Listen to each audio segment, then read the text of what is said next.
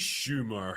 If ever there was a celebrity destined for a crash and burn episode, it was her. Just a few years ago, she was one of the most popular female comedians of all time, with a string of successful stand-up tours, movie deals, Netflix specials, endorsements, fawning magazine articles, and all the apparatus of the Hollywood industrial complex behind.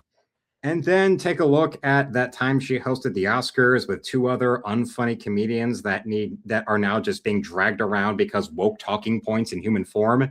And she did a Vanity Fair profile before she was hosting the Oscars, where the fact that the venues that she was now performing in were had been shrinking in size during her most recent tour. The article literally winds up quoting word for word the Spinal Tap manager when talking about how in this upcoming tour, they have such a smaller amount of size for their venue. It's that, oh no, it's not that that the audience is growing smaller, it's that their audience is growing more selective or more refined, that sort of shit. Amy Schumer's one and only funny joke, I've been wearing maternity clothing lately, I'm not pregnant, but you know what they say, dress for the job you want, not the job you have. And although probably that meant that was something that Kathleen Madigan or any other female comedian that doesn't happen to be related to a U.S. senator like Amy Schumer is. So that means Amy Schumer was able to go and plagiarize that joke. Then again, she's the bitch that got caught stealing bits from internet sketch comedy channels.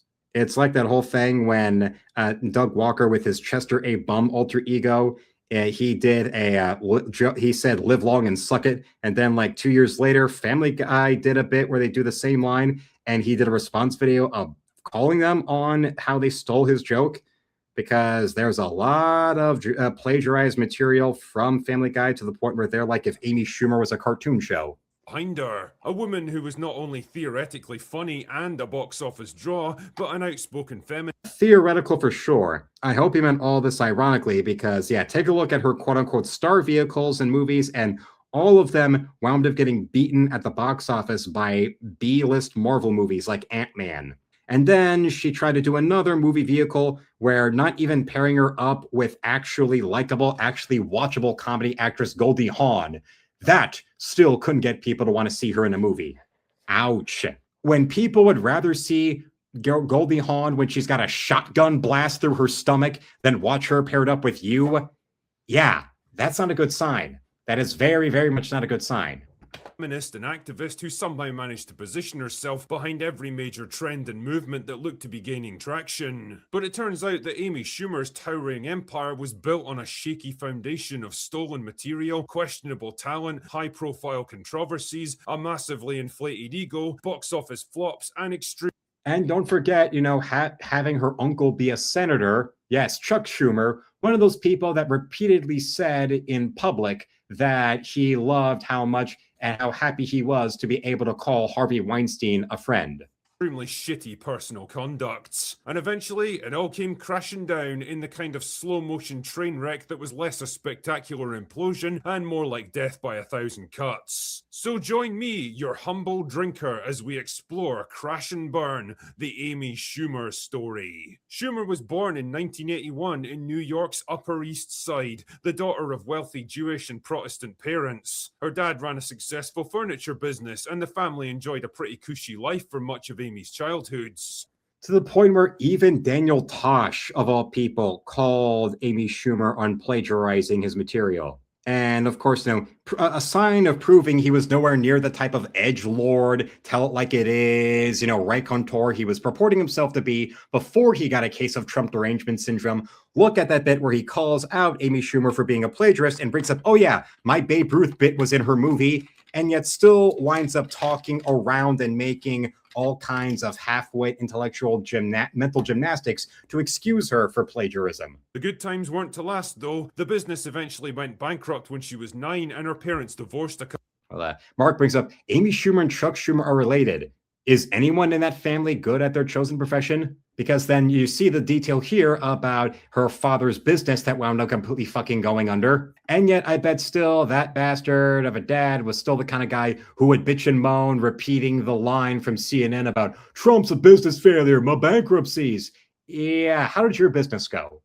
Oh yeah, just like my father's fucking business that got my family before I was born into so much fucking debt that they were saved from being on the streets by my mother joining the army. So yeah, people like that need to look in a fucking mirror for something other than admiring their own ego. Couple of years later. Oh wow, another troubled celebrity whose parents divorced at a young age. What are the odds, eh? Anyway, Amy soon discovered an interest in the performing arts and ended up studying theatre in college before eventually drifting into comedy. By the mid-2000s, she was a regular on the New York stand-up circuit, and in 2007, she made it to 4th place on the reality show Last Comic Standing, where she And remember, when you've got the, if you remember back in the day of like the mid 2000s when Dane Cook became this superstar comedian for a couple years, which actually was earned on the fact of here was a guy who not only was a guy who spent years grinding in the stand up scene, as soon as he found open mic nights, he was there doing stand up in college and kept on doing it until he was able to actually make a career out of it, of grinding and grinding, doing stand up tours wherever he could and whatever like little bit parts in movies or whatever he could get, he would do them and all of that. And then became MySpace, and here was a guy who, very very savvy, wound up putting his own money into investing and developing a website where it basically became a proto YouTube, all 4 clips of a stand-up act. And then took to MySpace to make as much friends online as he could and promote his stand-up performances as much as he could, and also promote his act by being able to drop people links to send them to his website showing the clips of his stand-up act, so that then they would go and start doing half the work for him of promoting him. And he wound up being able to grow an audience in the back of utilizing the early years of social media to then become somebody that wound up being a comedian with a Billboard top 5 charted album and selling out Madison Square Garden multiple nights in a row.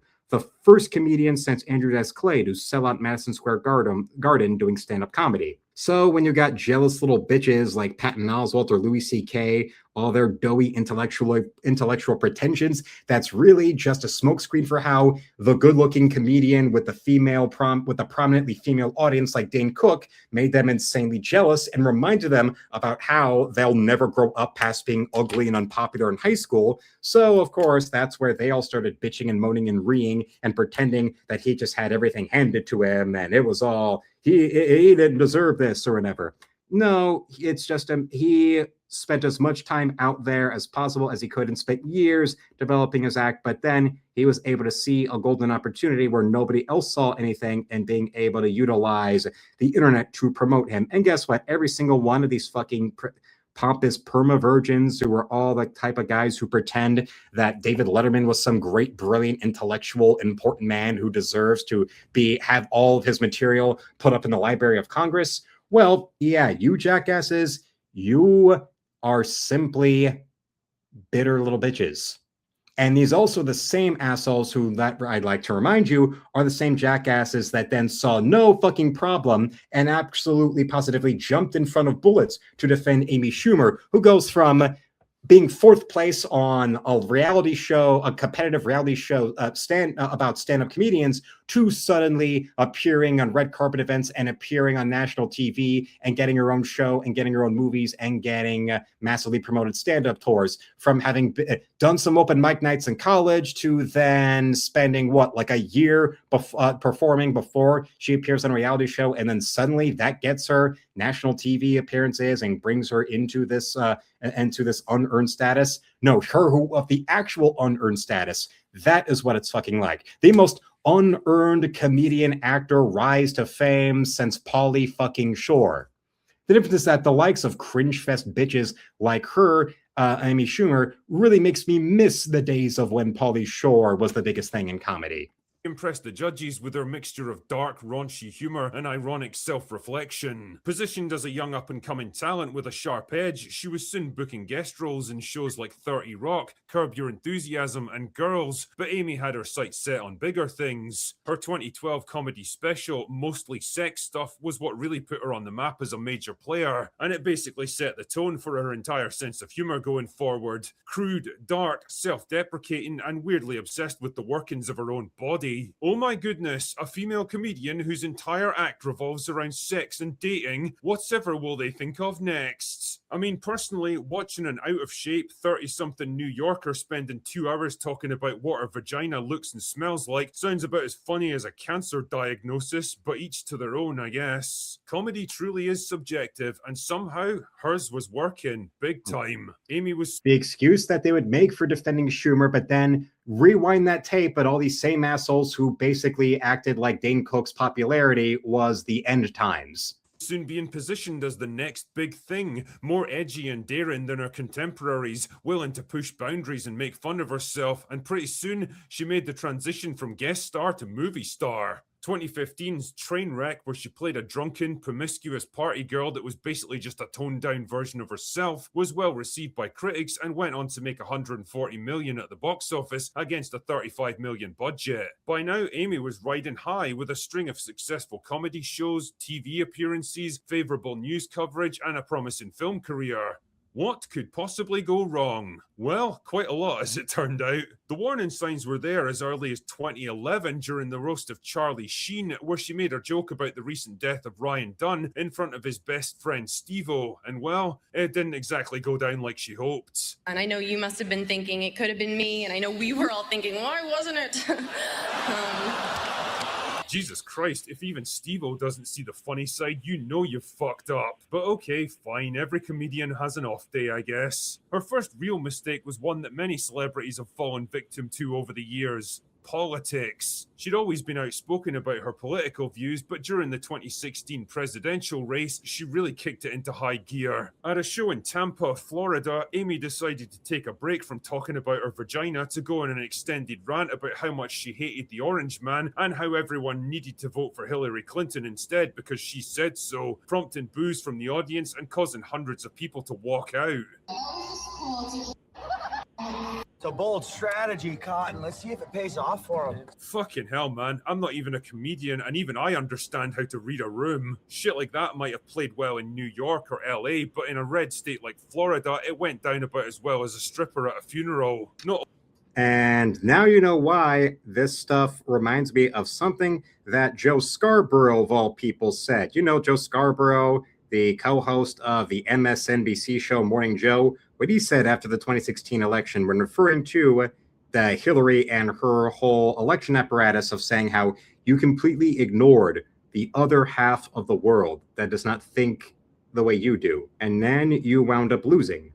And your excuse is to try to go and say that everybody that wasn't on board are racist and bigots. And if you actually think that the other half of the world are racist and bigots, then there really is a major problem with the likes of you. only had she waded into the middle of the most divisive election in living memory and alienated half her audience in the process, but the cracks were beginning to show in her comedy armor as well. People were beginning to notice that there wasn't a whole lot of variety in her comedy shows. Every one of them was just her.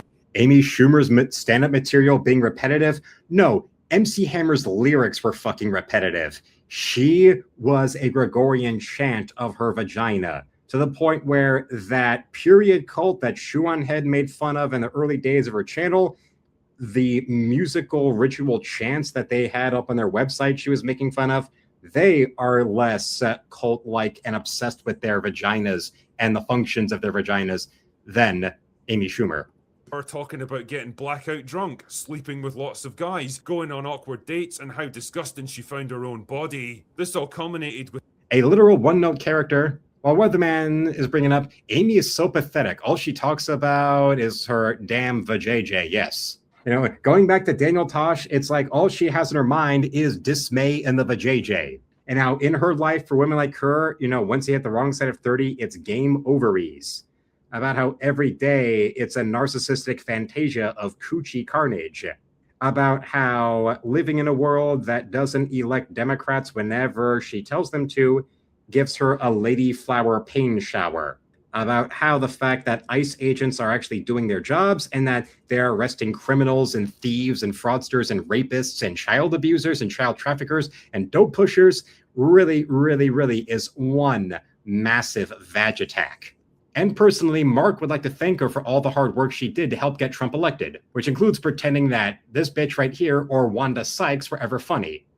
with 2017's Leather special on Netflix, which was an unmitigated disaster, rehashing the same tired material she'd been using for years, horribly delivered with no sense of timing or enthusiasm, and getting brutal reviews from audiences and critics. Blacking out, blacked out, blacked out. My pussy's pussy, my pussy, my pussy, blacked out, pussy. Shut up! The complaints and backlash against her were mounting, but weirdly, for someone who made a career out of self-deprecating humour, Amy turned out to be surprisingly thin-skinned when it came to criticism directed at her. You might think this would have been a good opportunity to reflect on her creative choices and maybe change course a little, but nope, her ego just wouldn't allow for it. Her standard response was to dismiss her critics as haters, misogynists and right-wing chuds who just couldn't handle her political views, instead of acknowledging that maybe her act was becoming kind of stale and predictable.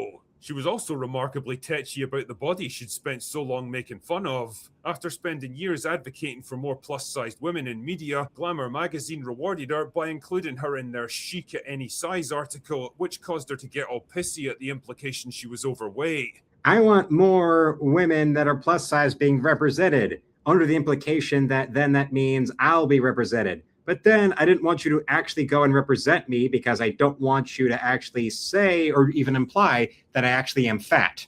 Woman moment personified. And the women in my audience are definitely agreeing with me.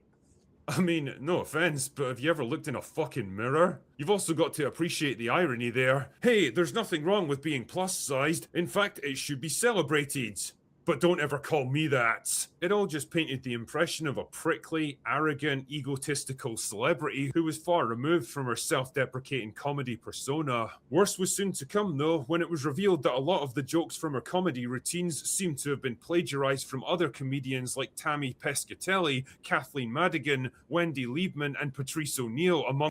Like I said before, comedians who all don't have a U.S. Senator uncle, so they don't have that said U.S. Senator uncle who just happens to have direct ties to Harvey fucking Weinstein. Amongst others. Before you could say talentless hack, YouTube was awash with compilation videos showing Amy's jokes and comedy skits and the material they seem to have been, inspired by. This is one of the big no-nos in the comedy world. You never steal other people's stuff, and if you happen to, even by accident, you absolutely have to come clean and apologize. But then if you want proof of how, for all the people who hate him because he went and took ivermectin, take a good long look at Joe Rogan and him also going through the mental gymnastics to go and defend Amy Schumer being a plagiarist, despite all of the irrefutable evidence out there. And then, you know, mustachio, douchebag, who's never been funny his entire life, Mark Maron, also wound up doing something like that and making shit up, like saying, oh, it's just parallel thinking. Yeah. The stand-up comedy equivalent of when Bill Clinton was so desperate to lie about Monica Lewinsky, he wound up saying that it all depends on the definition of the word is. And here, Kim, right here saying, yes, she is, for fuck's sake. She's damn crazy. Yes, and also remember Ms. Schumer and the alcoholic, bipolar, pill-popping white women that still think she's funny, because they're the only people that still think she's funny. Kim is of Aborigine ancestry. So if you refute her saying that Amy Schumer's crazy, that makes you racist by your own goddamn logic. Game, set, match. Once again, though, Amy's response was just to deny everything and dismiss her critics as sexists and losers. It hadn't really worked before, and with the mountain of evidence piling up against her, it definitely wasn't working now. Public opinion was shifting rapidly. The magazine articles that used to fawn over her were now openly critical of her career and questioning her declining popularity. All wasn't well on the movie front either. Her next big project, I Feel Pretty, about a fat woman who gets brain damage and is convinced she's now slim and attractive, fuck it, just go with it, was supposed to be a feel-good comeback that played to her self-deprecating humor, but instead provoked a storm of backlash with the unintended implication that women can only feel confident through self-delusion. The movie was absolutely lambasted by critics and audiences alike, and further damaged her comedy credentials. More and more, she was beginning to look out of touch and, well, just not that funny anymore. Then there was the stuff that just made her look like a generally shitty human being, like willingly taking photos with fans on the street only to bitch about it later on social media to make herself seem like a victim of harassment, or openly bragging about sleeping with a guy who was so blackout drunk that he didn't even know what was happening to him. Flip the genders for a second there and just imagine how that must look. Basically, what you should say to every plot point in the movie Midsummer. The cumulative effect of all these high-profile setbacks and negative publicity was a career downturn that makes Brie Larson's look like a controlled landing. She was still bagging the occasional movie role, but usually as a supporting actor in low-budget slop that nobody cared about. The glory days of Trainwreck were long behind her, and she wasn't a bankable star anymore. She was still making the occasional TV show and comedy special, but the fire and momentum was long gone, the prestige of her public persona tarnished beyond repair. She'd gone from one of the leading voices in female comedy to a virtual pariah, disliked by audiences, distrusted by her peers, and discredited by movie studios. Amy Schumer is the perfect example of a celebrity who can dish it out but can't take it. A woman who founded her career on pushing boundaries but couldn't handle it when they started to push back. She was always happy to make jokes about everything and everyone around her, but in the end, the biggest joke of all was on her. Anyway, that's all I've got for today. Go away now. Let's see what other ones there. Have any more? And Weatherman brings up she learned from her uncle, steal and don't look back. And just make sure that everybody goes and tries to memory hole your affiliation with Harvey Weinstein. And on that note, I want to thank you all for watching. Subscribe so the channel will reach 10,000 subs. Become a member today and shop in my art store with the first link in the description below where you can buy my art or commission me. Support me directly with a donation you can, or you can go and buy your own copy of my comic Encrypted. Issue 1, where a copy is $5, an autographed copy is $10, an autographed and sketched in copy is $20, or you can subscribe to the comic for $60, or subscribe to the comic with your copies autographed for $90. Tomorrow, I'll have new shorts at 5 p.m. Eastern, 5:30 and 6. I'll have a new video at 6:30, and I'll be live again at 10. Yes, Kim, it has been a very productive day indeed, and thank you for the compliment there. So until then, felines, slam it, lick it, suck it, and see you, Space Cowboy.